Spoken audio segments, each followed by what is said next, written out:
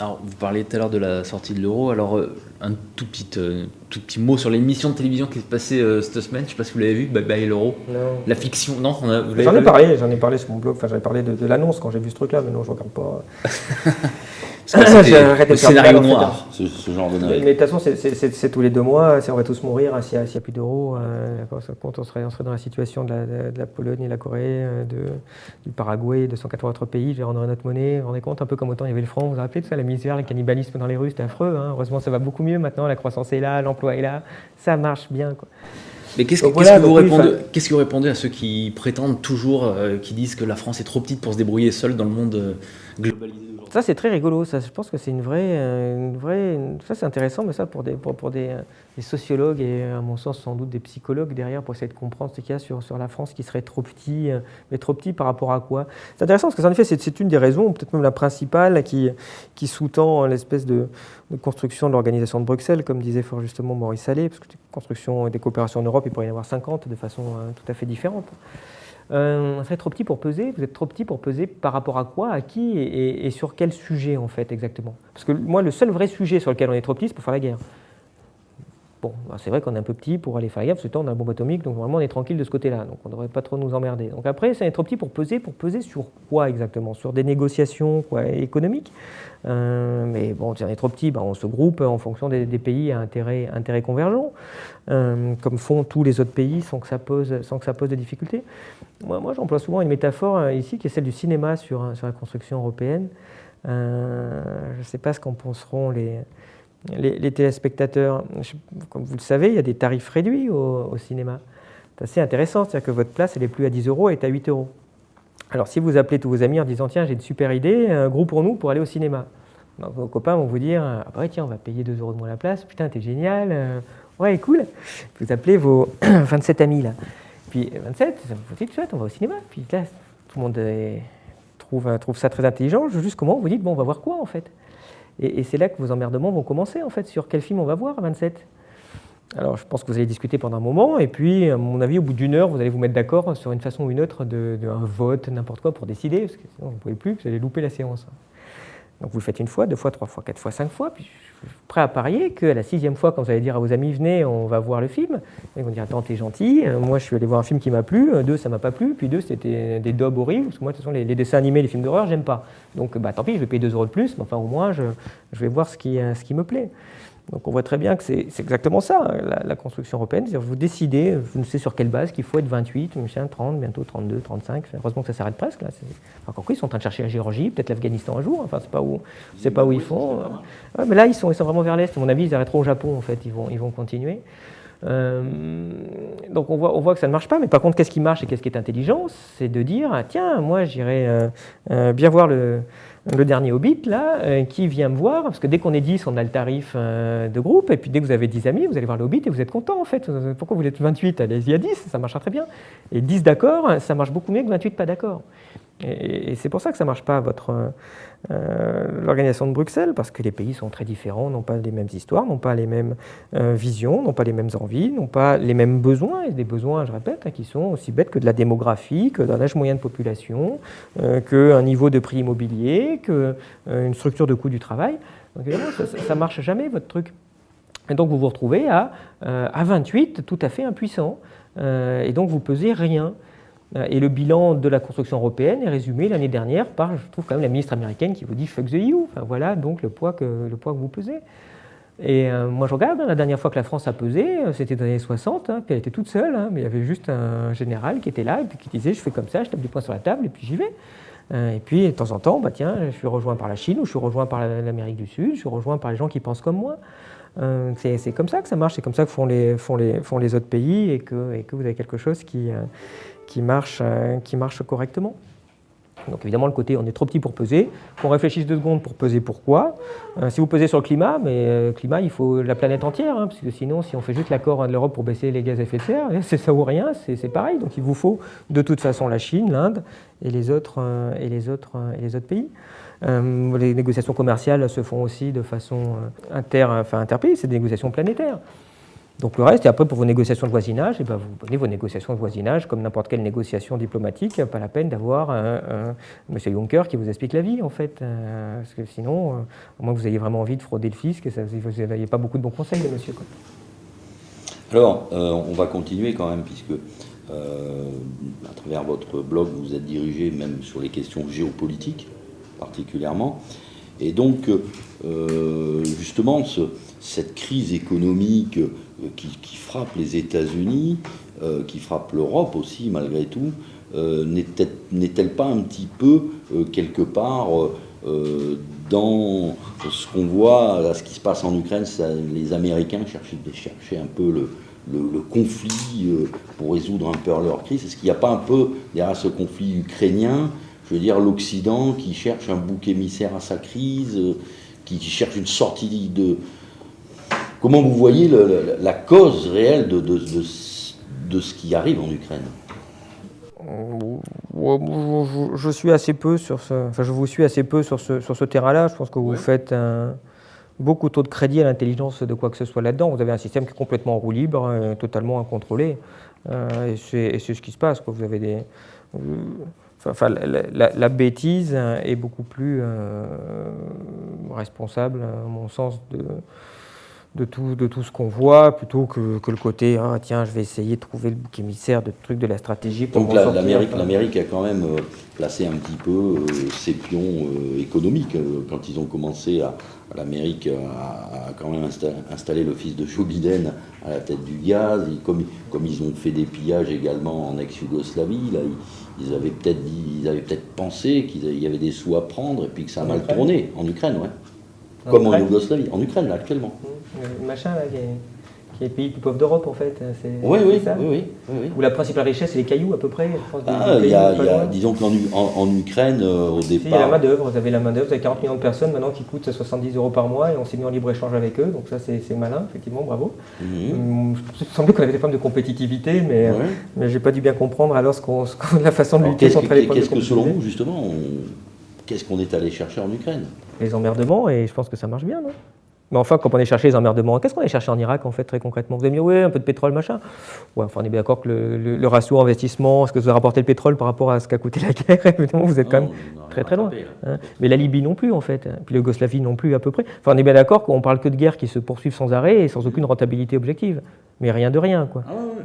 Quelle raison vous voyez, justement à cette... La bêtise. La bêtise. Ça marche bien, en fait, la bêtise. Vous savez, souvent... Uniquement la bêtise, vous dire pour vous... en bonne partie. Mais quand je dis la bêtise, vous avez derrière de l'intégrisme, en fait. Quelle est la volonté ici ? Parce que l'Europe a aussi beaucoup poussé. C'est une volonté d'étendre l'Empire, en fait. Leur espèce d'empire là, qui ressemble de plus en plus à l'URSS, veut s'étendre tranquillement. On va avoir l'Ukraine, on va avoir... On a signé un accord d'association avec la Géorgie. Enfin, je rappelle que la Géorgie, c'est plus loin que Gaza, quand même, de nous. Enfin, c'est quand même fabuleux. Je ne voyais pas trop la Géorgie en Europe, mais enfin, je dois pas... Mes cartes doivent dater un tout petit peu. Ouais, puis mais ils finiront peut-être à l'Afghanistan, là-bas, dans l'Union européenne, hein, si c'est possible. Donc voilà, vous avez des espèces de talibans qui s'imaginent qu'ils sont en train de construire la paix alors qu'ils construisent que la guerre en permanence et le malheur autour d'eux, comme depuis 30 ans, et une machine qui s'emballe, quoi, qui tourne comme en URSS, et plein de choses tournées pour rien aussi. Hein, c'est le côté dit à Staline comment on vend les récoltes de blé, génial, quand on en jette la moitié, il y en a trop en fait. On peut pas... Bon, alors que les gens crèvent de faim. Bon, ben là c'est pareil, vous étendez, pourquoi ? Mais parce qu'ils ont décidé d'étendre que c'était bien, qu'ils s'imaginent, aller s'occuper de ce qui se passe dans les contrées lointaines comme ça, enfin, l'Ukraine, c'est quand même partie de l'URSS à la base quand même. C'est fabuleux d'aller chercher ça. On voit quand même d'ailleurs à travers la politique de Brzezinski dans le Grand Échiquier qu'il avait quand même, il avait écrit noir sur blanc qu'il fallait, aller embêter les Russes en Ukraine, il fallait les chercher. Ok, oui, enfin d'accord, mais quand vous avez dit ça, oui, faut embêter la Russie, oui. Bon, faut l'empêcher de devenir une puissance. Oui, c'est une base de la diplomatie quand même à la base. Oui. Effectivement, il a théorisé comme ça. Bon, après, c'est pas Brzezinski qui fait la pluie et le beau temps là-bas non plus, hein, mais si je veux dire, si demain il y a ça en Biélorussie, les mecs ils feront pareil en Biélorussie. Vous aurez BHL demain en Biélorussie, hein, vous ne vous inquiétez pas, il apportera la paix, la liberté, l'amour, la gloire, comme partout. Brzezinski n'a jamais parlé de la Biélorussie, mais enfin c'est pareil au Tadjikistan demain, il va au Tadjikistan, BHL, non, c'est BHL, DHL, c'est les voyages, tout ça, il connaît bien quand même. Donc non, c'est une guerre de la bêtise, quoi. Oui, je dis bêtise un peu j'oppose des bêtises à votre idée de complot et donc d'intelligence derrière. Si vous parlez d'un complot, vous Pas mettez de l'intelligence. C'est Non, mais profit, complot, de profit. il n'y a pas de complot, mais enfin de volonté, de rapport. Mais bien qu'il n'y a rien, il n'y a rien à faire. Vous avez que la désolation à semer là-bas. Et c'est exactement ce qui se passe sur un problème qui aurait dû être réglé en un mois avec des gens intelligents. De toute façon, à peu près tous les gens un peu intelligents là-dedans étaient d'accord. Hein. Enfin, vous avez Kissinger, moi je suis allé interviewer l'ancien conseiller diplomatique de Gaulle, Helmut Schmidt, Helmut Kohl, ils avaient des visions tout à fait convergentes.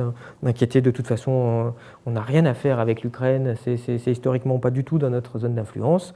Donc après qu'elle se débrouille tranquillement avec la Russie, elle est tout à fait libre. Bon, enfin évidemment, on ne va pas aller, si on veut continuer à avoir des relations de bon voisinage avec la Russie, aller chatouiller l'Ukraine, et on la laisse se débrouiller et négocier avec la Russie. Pour final, vous rigolez, t'as des mecs qui y sont allés, vous avez tous les ministres qui sont allés défiler là-bas à Kiev pour aller foutre dehors le président élu, certes critiquable, mais en attendant un président élu.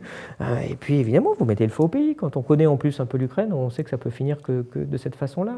Donc bah non, ils sont allés s'en mêler et on voit les conséquences et tout le mal qu'a pu faire l'Union européenne là-dedans et les États-Unis. Et regardez l'accord de Minsk, qui est quand même plutôt un bon accord. Espérons que ça tienne. Enfin, en tout cas, vous avez toutes les bases dedans, enfin, qui sont d'ailleurs des bases vachement intelligentes, qui consistent à dire, en gros, on va laisser les gens décider à l'Est un peu de leur avenir, quoi, ce qui semble être un peu l'article 1 de la Charte des Nations Unies, que les peuples un peu décident de leur avenir, qu'on aurait pu faire très tranquillement dès le premier jour, mais ça, on ne l'a pas fait, et on voit qu'on en est sorti. Pour le moment, touchons du bois, espérons que ça durera, parce que la France et l'Allemagne ont fini par taper du poing sur la table.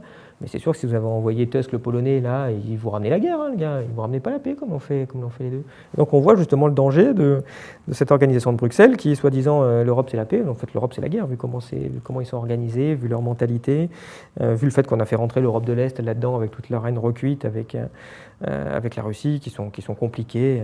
Alors je ne donne pas trop de leçons, hein, ils sont au niveau de nous face aux Boches dans les années 20, hein, mais enfin on voit que ça finit pas très bien en général, donc si on peut éviter de se laisser entraîner dans la guerre par ça, sachant qu'on a une Russie qui reste malgré tout diplomatiquement plutôt raisonnable, comme on l'a vu jusqu'à présent. Ils n'ont pas envahi, ils n'ont jamais demandé, ils n'ont pas soutenu les régions à l'Est, ils auraient pu tout à fait les reconnaître, hein, et puis passer la frontière pour aller les soutenir. On voit que ce n'est pas du tout leur vision.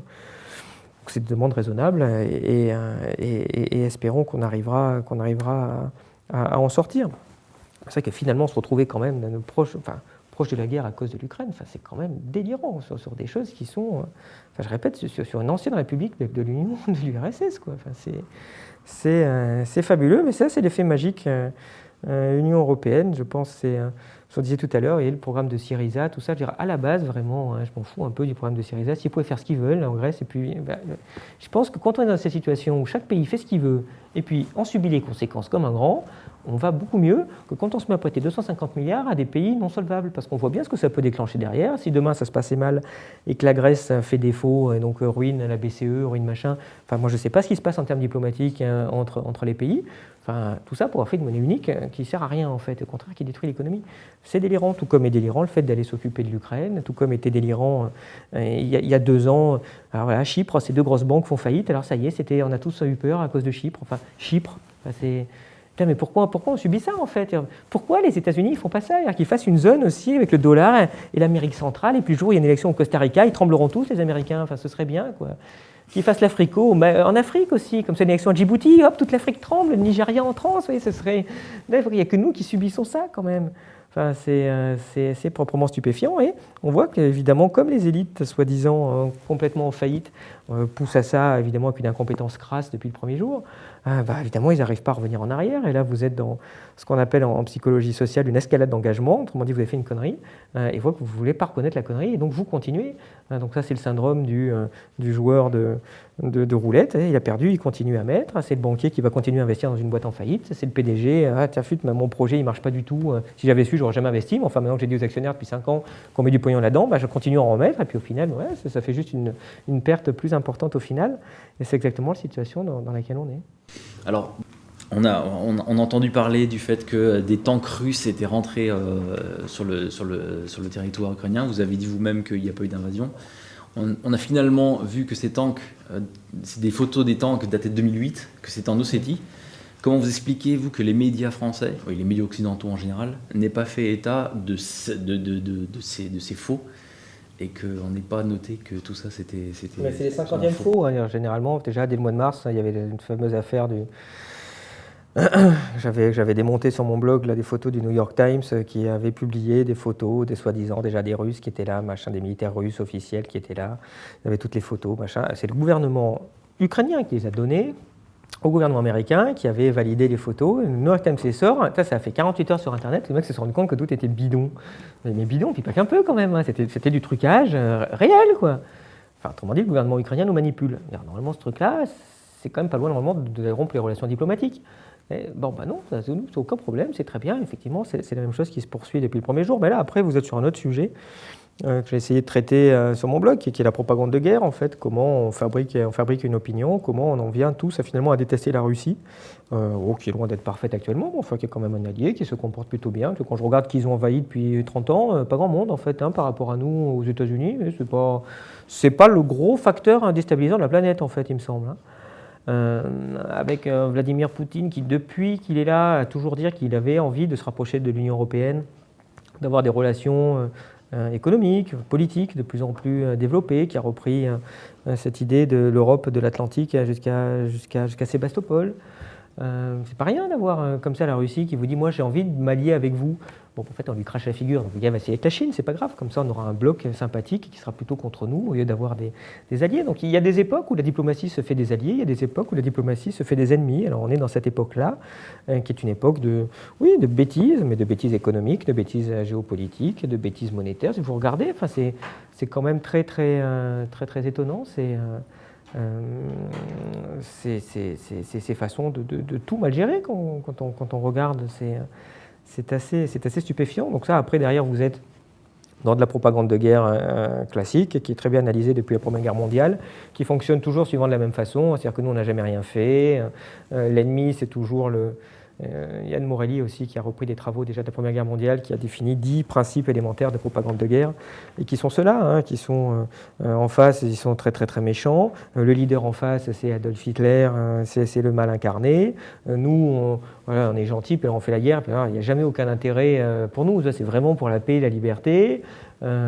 L'ennemi, il utilise toujours des armes, machin, il tue la veuve et l'orphelin, alors que nous, non, on a des bombes, tout ça. Hop, dès qu'elle voit un civil, hop, elle fait un écart là pour pas le tuer. Vous voyez, voilà, vous regardez, c'est toujours la même chose, ça rentre toujours dans ces cadres-là. Vous exposez évidemment jamais les objectifs réels des campagnes en cours. Vous essayez d'avoir que des experts orientés dans les médias, c'est ce qui se passe d'ailleurs, parce que comme des grands spécialistes de la Russie qui ne font pas que vomir la Russie, ils n'entendent jamais cela. Non, c'est toujours les mêmes. De toute façon, j'en ai identifié 4-5. C'est 4-5 qui doivent en être au moins à 100 ou 150 interventions chacun dans les médias pour aller dire des trucs, ou parfois c'est même pas qu'on est en désaccord. Si vous regardez, les choses sont parfois délirantes quand vous les écoutez. C'est des complotistes. C'est-à-dire, si ça, c'est pas des complotistes, moi je sais pas ce que c'est quand même. C'est des gens qui s'imaginent qu'il y a un complot, que la Russie est derrière tout, qu'elle décide tout, alors que vous avez à la base un truc qui s'appelle une guerre civile en Ukraine. C'est une guerre civile, c'est les populations de l'Est qui sont russophones, n'acceptent pas le nouveau pouvoir, en tout cas c'est ce qui s'est passé au début, évidemment ça a grandement empiré, mais à la base c'est une guerre civile. Il y a des gens qui combattent, 90% sont des Ukrainiens. Et vous remarquez que déjà on ne les appelle plus Ukrainiens les mecs, on les appelle des pro-russes, parce que déjà pro-russe c'est plutôt un russe. Les types c'est des Ukrainiens. Ils parlent russe, c'est tout. Enfin, c'est comme les Suisses. Il y a des Suisses francophones, c'est pas des Français en fait, les Suisses qui nous écoutaient, c'est des Suisses en fait, ils parlent français. Bon, c'est exactement ce qui se passe à la base.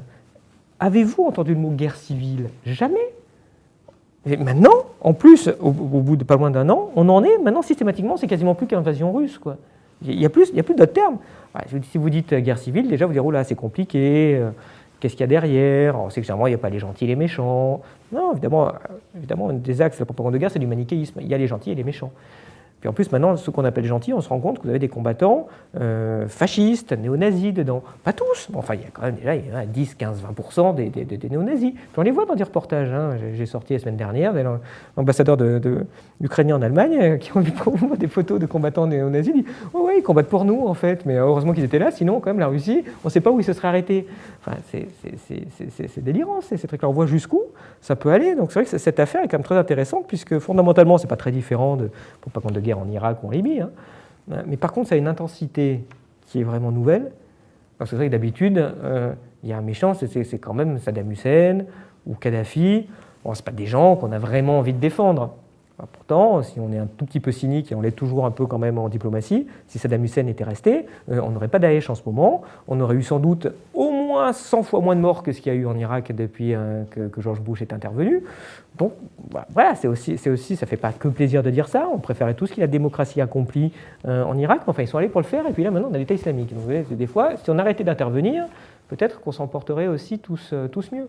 Donc il y a ça, donc cette fois le méchant, bon, c'est Poutine, alors on essaie de nous transformer en très très très très méchant. Bon, voilà, on peut peut-être trouver mieux comme dirigeant, mais enfin en attendant, le gars, il est élu, c'est déjà pas trop mal hein, sur la planète. Il y a des journaux d'opposition, il n'y a aucune censure d'Internet. C'est Vladimir Poutine qui a fait cesser la peine de mort en Russie, alors que le peuple russe n'en veut pas. Hein. C'est quelques points qui ne sont pas que négligeables. Maintenant, si je regarde la Chine, l'élection, c'est pas terrible, les partis d'opposition, c'est pas terrible, Internet libre, c'est pas terrible, la peine de mort, non, c'est plutôt la banque d'organes là-bas. Voilà, donc hein. Alors maintenant, si je regarde l'Arabie Saoudite, qui quand même décapite les homosexuels au sabre régulièrement, ça n'empêche pas d'avoir François Hollande qui va 2 fois, qui va pleurer quand le pauvre roi d'Arabie Saoudite, là, ça fait un compte, il est mort, tout ça, le gars il soutenait juste un tout petit peu les terroristes, enfin c'est pas très très grave. C'est quand même délirant quand on regarde ça. Ouais, c'est du 2 poids 2 mesures, de 3 poids 3 mesures. Enfin, on arrive à 10 poids 2 mesures, ce qui vraiment est stupéfiant, et évidemment détruit toute parole qu'on peut avoir sur la planète. Mais évidemment, les médias vous diront toujours que la communauté internationale est soudée, ce qui est assez vrai, sauf qu'il faut appeler communauté internationale États-Unis, Europe, Canada, Australie, vous avez la communauté internationale. Parce que honnêtement, l'Inde, la Chine, l'Afrique et l'Amérique du Sud, ils sont plutôt du côté de la Russie, puis ça fait juste 1 milliard contre 6 milliards quand même. Hein. Bon, mais ça, c'est assez triste de voir jusqu'où on peut aller, mais surtout voir quand même des combattants néo-nazis qui n'intéressent personne, surtout quand on sait l'espèce de chasse aux sorcières tout à fait justifiée en France sur le moindre truc. Attention, tu ne serais pas d'extrême droite, il y a quand même des néo-nazis qui combattent face à des pro-russes. C'est exactement le schéma de la Deuxième Guerre mondiale. Je rappelle que l'opération Barbarossa, quand ils arrivent... Quand les Allemands attaquent l'URSS et quand ils attaquent en Ukraine, c'est des troupes. Il y a tout un bataillon ukrainien qui est là, qui va libérer l'ouest de l'Ukraine. C'est stupéfiant ce que doivent ressentir les Russes là derrière. Et la Deuxième Guerre mondiale pour les Russes, c'est 25 millions de morts. Donc c'est 5 fois la Shoah quand même. Donc vous voyez, je pense qu'il y avait des néo-nazis qui combattaient là au Liban. À mon avis, Israël il va intervenir assez vite, quoi. Et je ne vais pas que leur jeter des pierres. Bon, là, effectivement, vous avez plein de volontaires qui affluent aussi de Russie pour aller aider en Ukraine. Enfin, plein. Regardez, l'OTAN parle de 9000 Russes, mais qui ne sont pas de l'armée russe, qui sont seulement des soldats, mais qui ont traversé la frontière pour aller aider. Parce que, je rappelle, tout le monde l'oublie. Oui, il y a des Français dedans, mais enfin, oui, bien sûr, mais il y a beaucoup de Russes. Pour ça, d'ailleurs, effectivement, ils avaient leur passeport. Quand Poroshenko, il y a 15 jours, montre les passeports des Russes, mais c'est sans doute vrai. Mais normalement, des soldats, ils n'ont pas le passeport pour traverser la frontière, quand c'est des gens qui envahissent. Donc oui, c'est des gens qui traversent la frontière. Je rappelle juste que le jour où je suis né, c'était le même pays quand même, hein, l'Ukraine et la Russie. Mais je sais que tout le monde oublie. Donc on voit que c'est un peu compliqué quand il y a un pays qui se scinde comme ça. Peut-être que la plupart des soldats russes qui sont allés volontairement se battre, façon un peu brigade internationale de 1936, sont peut-être la plupart nés dans cet endroit-là, nés dans l'est de l'Ukraine. Ou ont de la famille, c'est moins. Mais tout est imbriqué, hein. Les gens se marient effectivement ensemble. Enfin, c'est pas un Ukrainien, un Russe, c'est à peu près la même chose pour eux. Il n'y a pas une histoire comme entre des Français et un Allemand. On essaye d'appliquer nos schémas de pays très différents sur ce pays qui était ensemble il y a 30 ans. Et donc, au pire, il parle de 9000 combattants russes, l'OTAN. Bon, alors, si c'est vrai, on va dire, il y a peut-être 4000. Si l'OTAN dit 9000, allez, on va dire 4000. L'Ukraine, il y a quand même plus de 40 millions d'habitants, quand même. Et ils ont toute l'armée ukrainienne qui essaye de combattre. C'est-à-dire, comme quoi, il n'y a pas que 4000 Russes. C'est-à-dire, il y a évidemment 50 000 locaux du coin qui se battent. C'est-à-dire, ils ont mis la conscription, et d'ailleurs, ils n'arrivent pas à trouver des volontaires en Ukraine, alors que le président a levé quand même les troupes, hein, normalement. En fait, la conscription, il y a 10% des gens qui viennent, quoi. C'est quand même assez fabuleux. Ça vous montre qu'il y a d'énormes problèmes là-dedans, qu'il y a quand même une guerre civile, que plein de soldats trouvent qu'on a sans doute... Enfin, plein d'Ukrainiens doivent trouver qu'on a très mal pris les choses. C'est pour ça qu'ils ne veulent pas aller se battre. Parce que normalement, attendez, si le territoire est vraiment envahi par un ennemi, vous trouvez quand même un peu de gens pour se mobiliser pour y aller quand même. Oh là, les gens n'y vont pas. C'est comme en Crimée. Quand ils ont pris la Crimée, il y avait des soldats ukrainiens en Crimée. Bon, quand ils ont perdu, ils ont fini par dire, au bout d'un moment, les soldats ukrainiens revenaient. Il y en a 80% qui sont pas revenus, en fait. Putain, ça montre qu'il y a quand même une vraie difficulté, en fait. Ces gens, ils sont mis en Russie, en fait. Bon, voilà, ça montre la complexité de la chose qu'on nous a jamais présenté. Au pire, on est quand même à 2 doigts d'aller faire la guerre pour un truc qui est quand même délirant et qui peut se régler, ne serait-ce qu'en demandant l'autodétermination de ces gens-là. Enfin, allez, s'ils votent et qu'ils choisissent leur avenir, enfin, comme des vulgaires écossais, oui, je veux dire, c'est, hein, ils ont fait, mais qu'ils fassent pareil. Puis au final, s'ils veulent aller être indépendants, ils seront indépendants. S'ils veulent rester autonomes en Ukraine, ils restent autonomes en Ukraine. S'ils veulent se être rattachés à la Russie, ce qui m'étonnerait, parce que c'est pas la Crimée, ils sont rattachés à la Russie. S'ils veulent être rattachés au Paraguay, qu'ils se rattachent au Paraguay. Je m'en fous, en fait, à un moment. Juste les gens votent, et puis c'est quand les gens votent qu'il n'y a pas de guerre. Quand les gens ne votent pas, on voit que ça finit toujours par des conflits. Mais là aussi, remarquez cette parole-là, bon, qui a un début de débat, on ne l'entend jamais. Qui dit pourquoi, c'est quand même une vraie question hein, sur l'Ukraine, pourquoi les types à l'est de l'Ukraine n'ont pas le droit de voter pour choisir leur avenir? En plus, j'en sais rien ce qu'ils pensent. Hein. Peut-être qu'ils en ont marre et qu'ils veulent retourner, qu'on arrête et qu'on les laisse tranquilles dans le cadre d'une Ukraine comme aujourd'hui. Oui, enfin, il y a eu des référendums. On a vu qu'ils sont allés en masse voter dans des référendums. Enfin, c'est pas des vrais référendums, non, vraiment voter sous contrôle international avec l'OSCE. On fait un vrai référendum. Quel est le problème? Je ne vois pas où est le problème. Ça vous pose un problème? Les gens votent pour choisir. Je pense que, vu ce qu'ils se sont pris, quand même, ils ont peut-être le droit, je pense, de décider de leur avenir. Ben non, ça, on vous expliquera que c'est interdit. Et puis de rentrer le fusil et de sortir un bulletin de vote. Oui, c'est plus intelligent. Mais de toute façon, quand vous êtes sur ces affaires-là, moi je pense qu'au bout d'un moment, tirez la pelote, mais vous arrivez à quelque chose qui me semble relativement simple. Vous avez 2 types de personnes. Vous avez des personnes qui pensent que, ouais, il y a des moments où on peut tout à fait admettre qu'il y a une armée, comme aujourd'hui, ukrainienne, qui prennent ces Katyushas, qui mettent les Katyushas autour d'une ville, comme Donetsk, et qui tirent dessus sur les civils, et puis qui tuent, évidemment, femmes et enfants, évidemment. Hein, l'artillerie militaire qui tire sur une ville, ça fait du dégât, c'est fait pour. Bon, il y a des gens qui acceptent ça. Aujourd'hui, c'est parfaitement accepté hein, par les BHL, machin, console. Alors, je ne comprends pas, parce que quand c'était Serbe qui faisait ça à Sarajevo, j'ai cru comprendre que ça ne lui plaisait pas à BHL. Mais là, l'armée ukrainienne bombarde Donetsk, ils trouvent ça très bien. Puis il y a des personnes qui ne l'acceptent pas. Et si vous ne les acceptez pas, vous n'acceptez pas qu'on bombarde Sarajevo, qu'on bombarde Donetsk, qu'on bombarde l'Irak. Il y a quand même plein d'autres moyens de résoudre des difficultés. Ou la bande de Gaza. Ou la bande de Gaza, oui, c'est exactement la même chose. Enfin, voilà. Vous avez de la diplomatie, vous pouvez avoir des sanctions, vous pouvez avoir plein de choses. Hein. Si on veut faire plier Israël, si on veut faire plier l'Ukraine, vous les faites plier par des sanctions très très dures. Bon, on voit très bien qu'en fait, c'est pas du tout ce qu'on veut. Au contraire, on est en train finalement d'essayer de sanctionner les gens qui se font bombarder. C'est assez fabuleux. Pour conclure, oui, je voulais juste faire un petit mot sur les médias. Juste poser la question, tout à l'heure vous parlez de complot. Est-ce qu'on peut dire, à votre avis, sans tomber dans le complotisme, que les médias sont à la solde des multinationales et des États? En ça ne marche pas comme ça, en fait. Mais... Sans dire qu'on est dans le complot, c'est un fait. Il n'y a pas de complot, c'est de l'entre-soi. Est-ce que vous intervenez sur BFM TV régulièrement? Est-ce que vous avez une voix un peu dissonante? Est-ce que vous avez une totale liberté de parole? Est-ce qu'on vous dit quelquefois d'atténuer un petit peu vos propos? Non, mais enfin, BFM Business est sur un peu ce créneau-là, quoi, d'avoir quelques personnes qui ont des voix. Oui. Mais ça, c'est des stratégies. Vous en trouvez toujours tout le temps. J'avais débattu arrêt sur image avec le journaliste du Monde. Je parlais justement de cette espèce des néo-nazis. Le gars me dit mais non, c'est pas vrai. Moi, j'en ai parlé quand même il y a 3 ans et demi, hein, page 24. J'avais fait un petit truc comme ça. Donc ça change toujours l'excuse. C'est oui, j'en ai toujours parlé. Enfin après, c'est le pâté d'alouette, quoi. Oui, il en a parlé comme ça et puis il a fait 3 km sur autre chose où il remet plus ça en perspective. Il y a quand même, je dirais, il y a un parti pris évident des médias en place, des plus gros médias pro-occidental quand même sur la question ukrainienne. Il y a un parti pris, on ne peut pas dire qu'il n'y a pas de parti pris. Ah oui, mais ça c'est évident, il est total absolu. Après, ce qui est intéressant dans l'analyse des médias, mais après il faut dire Chomsky là-dedans, c'est d'essayer de comprendre comment tout ça se fait, cette fabrication du consentement. Parce qu'il n'y a pas de complot, il n'y a pas quelqu'un qui dit « Ah tiens, voilà ce que tu vas dire aujourd'hui. » Non, mais il y a... Mais regardez comment ça se passe. Déjà, vous avez... Il y a des salles de rédaction. Vous avez, oui. Il y a des intérêts. Oui, si vous voulez, mais enfin, c'est pas... Ça, c'est la deuxième étape. La première, c'est que vous avez des journalistes, déjà, dont le niveau a quand même assez baissé, quoi, quand vous regardez, en tout cas, pas le niveau, j'aime pas le mot niveau, pardon, c'est pas le bon terme, mais dans l'esprit critique a baissé. Journaliste, il y a 30 ans, c'était un baroudeur, un machin, un mec qui avait roulé sa bosse, bon là maintenant c'est le gars qui a fait Sciences Po, tout ça, donc il sera bien propre sur lui. Donc déjà, c'est bon, voilà, on va faire attention, ça c'est le premier point. Après, le deuxième point, c'est vous les mettez sous pression. C'est-à-dire que le journaliste comme ça, c'est coco. Alors tu me parles de l'Ukraine, tu me fais un papier ce matin sur l'Ukraine, cet après-midi sur la BCE, demain tu m'en fais là sur le Tadjikistan, je crois que ça bouge, et puis sur l'Australie demain après-midi. Bon voilà, donc tu as 2 heures pour faire le papier. Attends, comment comprendre l'Ukraine en 2 heures? Bon bah donc comme ça, qu'est-ce qu'il fait? Concrètement, il prend l'AFP.